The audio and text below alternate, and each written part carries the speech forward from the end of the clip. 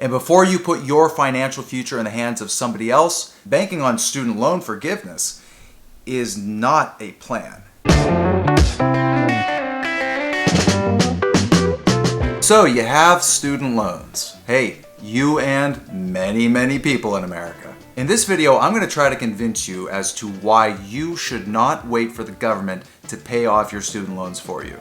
I'm going to try to keep my points as factual as possible. I'm going to try to take my personal feelings out of it, the emotion out of it. And the TLDR about the whole thing is 3 points. Number 1, now is a great time to pay off your loans. Number 2, hoping is not a strategy. And number 3, you can't afford to wait to pay off your loans. And I'll get into detail about each of those topics, but first, do me a favor, like and subscribe. Hopefully this and my other videos help you through your personal finance journey. To give you a little bit of background, my wife and I, we paid off $97,000, mostly of student loans, and we finished that up in about 10 months, right around the end of 2019. That whole process sucked. It was miserable, it was hellish, but we did it. We freed ourselves. And before that, I was always under the mindset of, the government will take care of this eventually.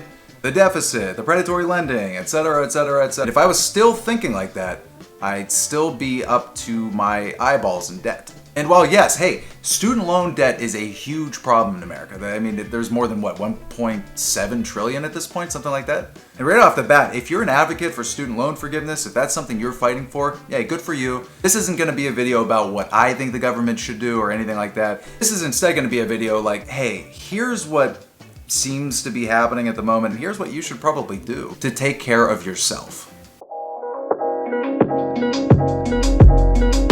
Loans are currently on pause. Now, President Biden has extended the window in which the federal government is not collecting on student loans and it's not accruing interest on your student loans. What does that mean for you? That means if you don't do anything with your student loans, nothing's gonna happen. When the federal government starts collecting again, you'll basically pick up right where you left off. By the way, that does pertain to federal loans, not private loans. You gotta be very careful about whether you have federal or private loans, because otherwise you'll get caught up in the headlines and you'll end up behind. Now, what this presents you with the opportunity to, if you can afford it, if you're not financially strapped because of the pandemic, because of a job layoff, it gives you a great opportunity to pay your debt down faster, because the money you would be putting towards interest now will just go towards the principal because the government isn't collecting the interest right now. Think of it like a student loan hack. Let's say you have a $300 a month loan, and $50 of that goes towards interest. Now, instead of $250 going towards your principal each month, a clean $300 will go towards, and whatever else you want to put on it. And one of the suggestions I see floating around the internet is, well, why don't you just hoard your cash right now in the bank, and then when the government starts collecting on the loans again, take that cash and throw it right at it. It'll be almost like you were paying the entire time. Yeah, that's a fine idea, if you have the discipline.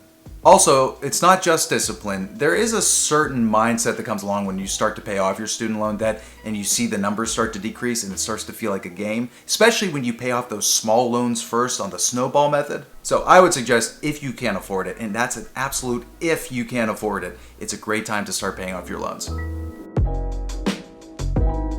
Number 2, I stole from another YouTube channel. I've been trying to think of the most succinct way to say this, and You Need a Budget beat me to it. If you don't know You Need a Budget, it's a great YouTube channel. I think they have an app. I don't use it, but I've heard great things about it. And basically what they say is, waiting for student loan forgiveness isn't a plan. If you want to accomplish anything, financial independence, weight loss, buying a house, getting a job promotion, you need to put a plan in place. You need to think out your road trip and then make your map. Banking on student loan forgiveness is not a plan.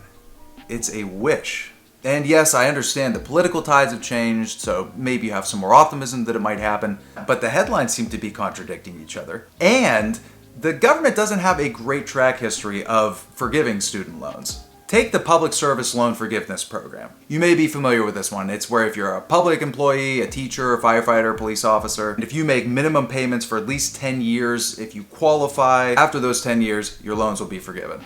Well, as of May of last year, since the program's inception, 1% of applicants had their loans forgiven, which means 99% were told no. Mostly because they thought they'd be eligible but weren't. So that's not good.